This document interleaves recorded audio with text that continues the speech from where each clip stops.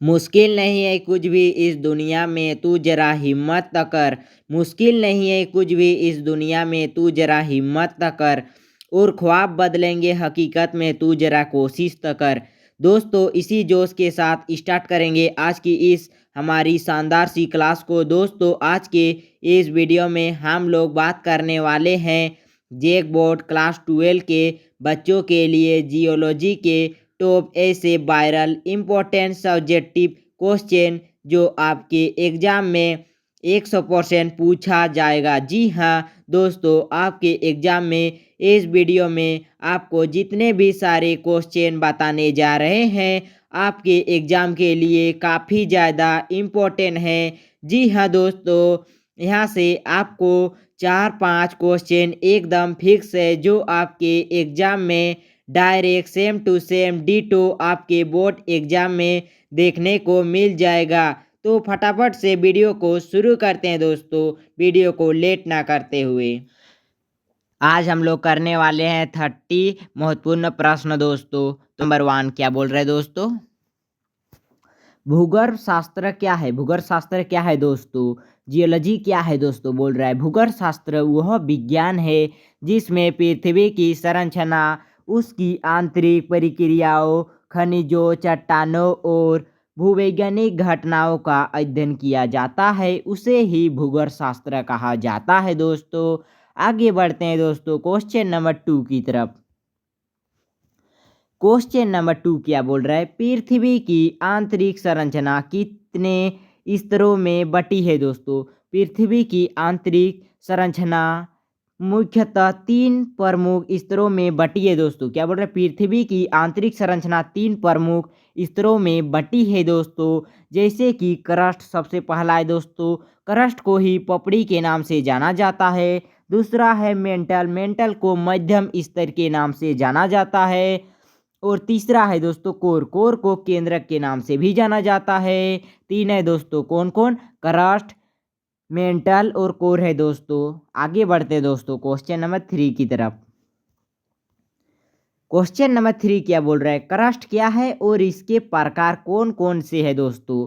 Crust पृथ्वी की सबसे बाहरी ठोस परत है। इसके 2 प्रकार है, पहला महाद्वीपीय क्रस्ट और दूसरा महासागरीय क्रस्ट दोस्तों। अगर आपको इस सभी का नोट्स लेना है तो हमारी व्हाट्सएप नंबर 9241091612 पर मैसेज करके इसका नोट प्राप्त कर सकते हैं दोस्तों। और जल्दी से जल्दी अपने एग्ज़ाम को तैयारी को बेहतरीन कर सकते हैं दोस्तों। आगे बढ़ते हैं दोस्तों क्वेश्चन नंबर 4 की तरफ। क्वेश्चन नंबर 4 क्या बोल रहा है? प्लेट बीवर तकनीकी सिद्धांत क्या है दोस्तों? प्लेट बीवर तकनीकी सिद्धांत क्या है? बहुत ही इंपॉर्टेंट क्वेश्चन है दोस्तों। इस सिद्धांत के अनुसार पृथ्वी की क्रस्ट सबसे बड़ी प्लेटों में विभाजित है जो निरंतर गतिशील रहती है। इन प्लेटों के टकराने, सिसकने, खिसकने और दूर होने से भूकंप, पर्वत निर्माण और ज्वालामुखी जैसी घटनाएं होती है दोस्तों। आगे बढ़ते हैं दोस्तों क्वेश्चन नंबर 5 की तरफ। ये भी बहुत ही इंपॉर्टेंट क्वेश्चन है दोस्तों। ज्वालामुखी क्या है? 1 नंबर में पूछा जाता है दोस्तों। ये सभी क्वेश्चन नीचे है दोस्तों। 3 नंबर वाला क्वेश्चन भी है दोस्तों। 1 नंबर वाला पहले क्लियर कर लेते हैं दोस्तों। ज्वालामुखी क्या है बोल रहा है? ज्वालामुखी एक प्राकृतिक संरचना है जिससे पृथ्वी के अंदर का गर्म लावा, राख और गैसें बाहर निकलती है। इसके प्रकार है सक्रिय, सुप्त और मृत ज्वालामुखी है दोस्तों। आगे बढ़ते दोस्तों क्वेश्चन नंबर 6 की तरफ। ये क्वेश्चन भी बहुत ही इंपॉर्टेंट है दोस्तों, वाइवा में पूछा जाता है दोस्तों इसी तरह का क्वेश्चन। भूकंप क्या होता है और इसके कारण क्या है? भूकंप एक प्राकृतिक घटना है। क्या बोल रहे? भूकंप एक प्राकृतिक घटना है जिसमें पृथ्वी की सतह हिलती है दोस्तों। यह प्लेटों के आपस में टकराने या खिसकने के कारण होता है दोस्तों। आगे बढ़ते दोस्तों क्वेश्चन नंबर 7 की तरफ। रिक्टर स्केल क्या है दोस्तों? ये तो नाम सुने ही होंगे दोस्तों। रिक्टर स्केल क्या है? रिक्टर स्केल भूकंप की तीव्रता मापने का पैमाना है दोस्तों। रिक्टर स्केल भूकंप की तीव्रता मापने का पैमाना है जो भूकंप के दौरान उत्पन्न ऊर्जा की मात्रा को मापता है। आगे बढ़ते दोस्तों क्वेश्चन नंबर 8 की तरफ। खनिज क्या है दोस्तों? मिनरल क्या है? मिनरल्स खनिज प्राकृतिक ठोस पदार्थ होते हैं जो एक विशिष्ट रासायनिक संरचना और क्रिस्टलीय संरचना रखते हैं। ये चट्टानों के मुख्य घटक होते हैं दोस्तों। आगे बढ़ते हैं दोस्तों क्वेश्चन नंबर 9 की तरफ। लावा और मैग्मा में अंतर बताइए दोस्तों। लावा और मैग्मा में अंतर बताए। ये क्वेश्चन भी बहुत ही इंपॉर्टेंट है दोस्तों। मैग्मा तो इसी बार पूछा गया था दोस्तों। 2024 और 2023 के बोर्ड एग्जाम में पूछा गया क्वेश्चन है दोस्तों। मैग्मा किसे कहते हैं और मैग्मा कितने प्रकार के होते हैं दोस्तों, यही क्वेश्चन पूछा गया था दोस्तों। तो आज हम लोग इसी टाइप से एक अलग क्वेश्चन करने वाले हैं दोस्तों। लावा और मैग्मा में अंतर बताइए। मैग्मा वह गर्म पिघला हुआ पदार्थ है जो पृथ्वी के अंदर होता है, जबकि बोल रहे दोस्तों मैग्मा जब सतह पर निकलती है तो उसे लावा कहते हैं दोस्तों। आगे बढ़ते हैं दोस्तों क्वेश्चन नंबर 10 की तरफ। औषधि चट्टान क्या होती है दोस्तों? औषधि चट्टान क्या होती है? औषधि चट्टानें तलछट के जमाव से बनती है। जब छोटे कण जैसे रेत, मिट्टी और अन्य औषध दबाव से कठोर हो जाते हैं तो ये चट्टानें बनती है दोस्तों। और आगे बढ़ते दोस्तों क्वेश्चन नंबर 11 की तरफ। क्वेश्चन नंबर 11 क्या बोल रहा है? ज्वालामुखी चट्टानों के उदाहरण दीजिए दोस्तों। ज्वालामुखी चट्टान के उदाहरण दीजिए बोल रहा है दोस्तों। ज्वालामुखी चट्टानों के उदाहरण है दोस्तों बेसाल्ट और ग्रेनाइट दोस्तों। ये क्वेश्चन भी ऑब्जेक्टिव में भी पूछा जा सकता है दोस्तों और 1 नंबर सब्जेक्टिव में भी पूछा जा सकता है दोस्तों। आगे देखते हैं दोस्तों क्वेश्चन नंबर 12 क्या बोल रहा है। भूगर्भीय समय मापक का क्या महत्व है दोस्तों? भूगर्भीय समय मापक का क्या महत्व है दोस्तों? जियोलॉजिकल टाइम स्केल का क्या महत्व है बोल रहा है दोस्तों। आंसर देखते हैं दोस्तों। भूगर्भीय समय मापक से पृथ्वी के विकास के विभिन्न कालों का अध्ययन किया जा सकता है, जैसे कि हिमयुग और डायनासोर का युग दोस्तों। आगे बढ़ते हैं दोस्तों क्वेश्चन नंबर 13 की तरफ। धात्विक और अधात्विक खनिजों में क्या अंतर है दोस्तों? धात्विक और अधात्विक खनिजों में क्या अंतर है दोस्तों? धात्विक खनिज वे हैं जिसमें धातु प्राप्त होती है, जैसे लोहा और तांबा। और अधात्विक खनिज क्या है दोस्तों? अधात्विक खनिज जैसे कोयला, चूना, पत्थर आदि है जो धातु नहीं होते हैं, उसे ही अधात्विक खनिज कहा जाता है दोस्तों। आगे बढ़ते दोस्तों क्वेश्चन नंबर 14 की तरफ। हिमयुग क्या है दोस्तों? हिमयुग क्या है? हिमयुग एक भूगर्भीय काल है। हिमयुग क्या है? हिमयुग एक भूगर्भीय काल है जो अब पृथ्वी की सतह का अधिकांश हिस्सा बर्फ से ढका रहता था दोस्तों। रहता था और तापमान बहुत कम होता था। उसी को हिमयुग के नाम से जाना जाता है दोस्तों। हिमयुग एक भूगर्भीय काल है दोस्तों। हिमयुग क्या है? हिमयुग एक भूगर्भीय काल है जब पृथ्वी की सतह का अधिकांश हिस्सा बर्फ से ढका रहता था और तापमान बहुत कम होता था दोस्तों। आगे बढ़ते दोस्तों क्वेश्चन नंबर 15 की तरफ। क्या बोल रहे हैं? तलछटी चट्टानों के उदाहरण दीजिए दोस्तों। तलछटी चट्टानों के उदाहरण दीजिए। तलछटी चट्टान को किस नाम से जाना जाता है दोस्तों? ये आपको कमेंट बॉक्स में भरना है, डालना है दोस्तों। कमेंट कीजिए जल्दी से जल्दी दोस्तों। तलछटी चट्टान किसे कहते हैं और इसे किस नाम से जाना जाता है दोस्तों? आंसर देखते हैं दोस्तों। तलछटी चट्टानों के उदाहरण देखते हैं दोस्तों। बलुआ पत्थर और चूना पत्थर। हम थोड़ा बता देते हैं दोस्तों। बलुआ पत्थर किसका है? औषधि चट्टानों का है। औषधि चट्टानों का उदाहरण है। आप कमेंट्स कीजिए जल्दी से जल्दी दोस्तों। आगे बढ़ते हैं दोस्तों क्वेश्चन नंबर 16 की तरफ। पृथ्वी की उम्र का अनुमान कैसे लगाया गया है दोस्तों? पृथ्वी की उम्र का अनुमान कैसे लगाया गया है? पृथ्वी की उम्र का अनुमान रेडियोधर्मी तत्व के विघटन के आधार पर लगभग 4.5 अरब वर्ष माना गया है दोस्तों। आगे देखते हैं क्वेश्चन नंबर 17 क्या बोल रहे हैं? भूकंप के प्रकार क्या है? मुख्यतः भूकंप के दो प्रकार के भूकंप होते हैं दोस्तों। मुख्यतः क्या बोल रहे हैं? दो प्रकार के भूकंप होते हैं, जैसे कि विवर्तनिक भूकंप प्लेटों की टकराव से होती है दोस्तों, विवर्तनिकी भूकंप, और दूसरा है ज्वालामुखीय भूकंप। ये कैसे होती है दोस्तों? ज्वालामुखी गतिविधियों से होती है। आगे बढ़ते हैं दोस्तों क्वेश्चन नंबर 18 की तरफ। संघनन चट्टान क्या है दोस्तों? संघनन चट्टान क्या है? संघनन चट्टानें वे हैं जो मैग्मा के ठंडा होने और ठोस होने पर बनती है, जैसे ग्रेनाइट और बेसाल्ट। आगे बढ़ते हैं दोस्तों क्वेश्चन नंबर 19 की तरफ।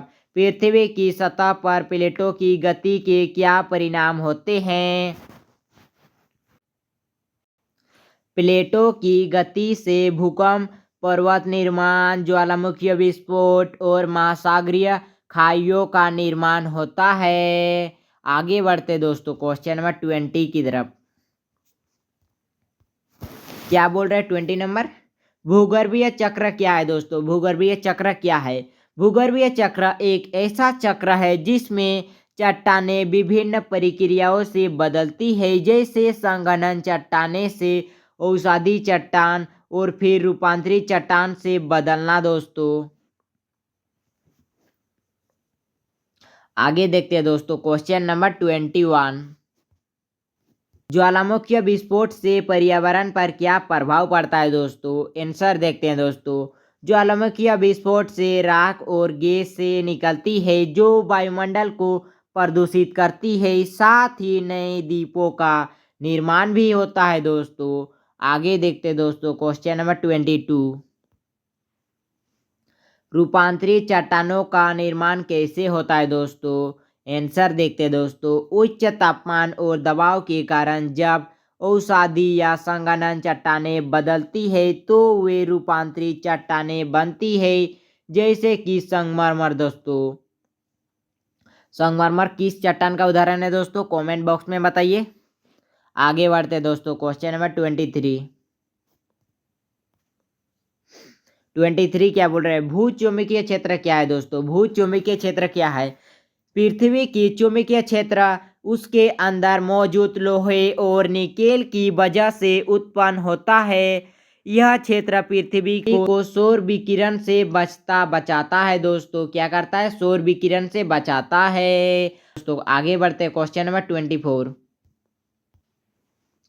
ज्वालामुखी के प्रकार कौन कौन से होते हैं दोस्तों? ज्वालामुखी के प्रकार कौन कौन से होते हैं? ज्वालामुखी मुख्यतः 3 प्रकार के होते हैं दोस्तों। कितने प्रकार के होते हैं? 3 प्रकार के होते हैं ज्वालामुखी। कौन कौन? सक्रिय ज्वालामुखी, सुप्त ज्वालामुखी और मृत ज्वालामुखी होते हैं दोस्तों। आगे बढ़ते हैं क्वेश्चन नंबर 25। भूगर्भीय घटनाओं का मानव जीवन पर क्या प्रभाव पड़ता है? भूगर्भीय घटनाओं का, जैसे भूकंप और ज्वालामुखी विस्फोट से जान माल की हानि होती है। साथ ही ये घटनाएं पर्यावरण में बदलाव लाती है दोस्तों। आगे बढ़ते क्वेश्चन नंबर 26 की तरफ। ये क्वेश्चन 3 नंबर में पूछा जा सकता है दोस्तों। क्वेश्चन नंबर 26 से 30 तक दोस्तों। हेमेटाइट और मैग्नेटाइट में अंतर बताइए दोस्तों। उत्तर देखते हैं दोस्तों। हेमेटाइट और मैग्नेटाइट दोनों लौह अयस्क है दोस्तों। क्या है? हेमेटाइट और मैग्नेटाइट दोनों ही लौह अयस्क है, लेकिन हेमेटाइट Fe2O3 में लौह की मात्रा कम होती है, जबकि मैग्नेटाइट Fe3O4 में लौह की मात्रा अधिक होती है। हेमेटाइट का रंग लाल होता है, जबकि मैग्नेटाइट का रंग काला होता है दोस्तों। ये MCQ बहुत ही बन सकते हैं दोस्तों। हेमेटाइट का रासायनिक सूत्र, हेमेटाइट कौन सा रंग का होता है या मैग्नेटाइट कौन सा कलर का होता है दोस्तों, ये सभी कर लीजिएगा दोस्तों। आगे बढ़ते हैं क्वेश्चन नंबर 27 की तरफ। भारत में प्रमुख लौह अयस्क उत्पादक राज्य कौन कौन से हैं दोस्तों? उत्तर देखते हैं। भारत में प्रमुख लौह अयस्क उत्पादक राज्य ओडिशा, झारखंड, छत्तीसगढ़, कर्नाटक और महाराष्ट्र है दोस्तों। आगे बढ़ते हैं क्वेश्चन नंबर 28 की तरफ। भारत में प्रमुख अयस्कों के भंडार कहाँ पाए जाते हैं दोस्तों? आंसर देखते हैं। भारत में प्रमुख अयस्कों के भंडार निम्नलिखित स्थानों पर पाए जाते हैं, जैसे कि लौह अयस्क दोस्तों, लौह अयस्क ओडिशा, झारखंड, छत्तीसगढ़ और कर्नाटक में पाए जाते हैं। जबकि बॉक्साइट ओडिशा, झारखंड, गुजरात और महाराष्ट्र में पाए जाते हैं बॉक्साइट। और तांबा देखते हैं दोस्तों, तांबा अयस्क राजस्थान, मध्य प्रदेश और झारखंड में पाया जाता है। आगे देखते हैं दोस्तों, मैंगनीज अयस्क मध्य प्रदेश, महाराष्ट्र और ओडिशा में पाया जाता है, सबसे ज़्यादा पाया जाता है दोस्तों। आगे बढ़ते हैं दोस्तों क्वेश्चन नंबर 29 की तरफ।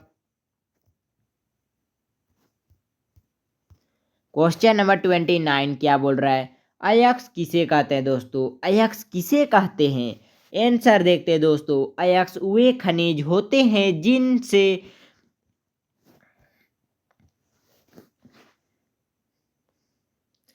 अयस्क किसे कहते हैं दोस्तों? अयस्क किसे कहते हैं? अयस्क किसे कहते हैं दोस्तों? उत्तर देखते हैं।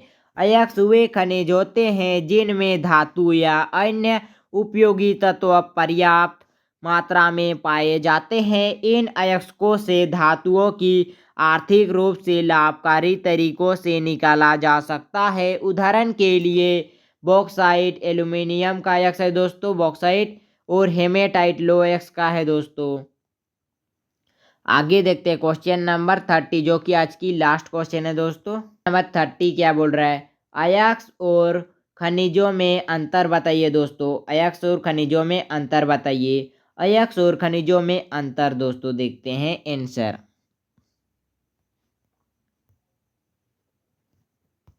पहला है दोस्तों अयस्क।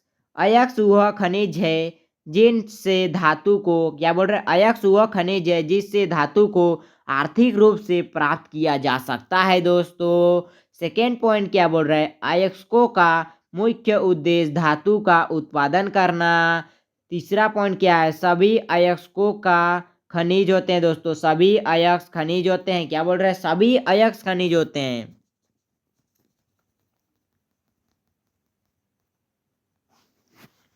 दोस्तों पहला है अयस्क, देख लेते हैं दोस्तों। अयस्क, अयस्क वह खनिज है जिससे धातु को आर्थिक रूप से प्राप्त किया जा सकता है दोस्तों। सेकेंड पॉइंट क्या बोल रहा है? अयस्कों का मुख्य उद्देश्य धातु का उत्पादन करना होता है। तीसरा पॉइंट क्या बोल रहा है?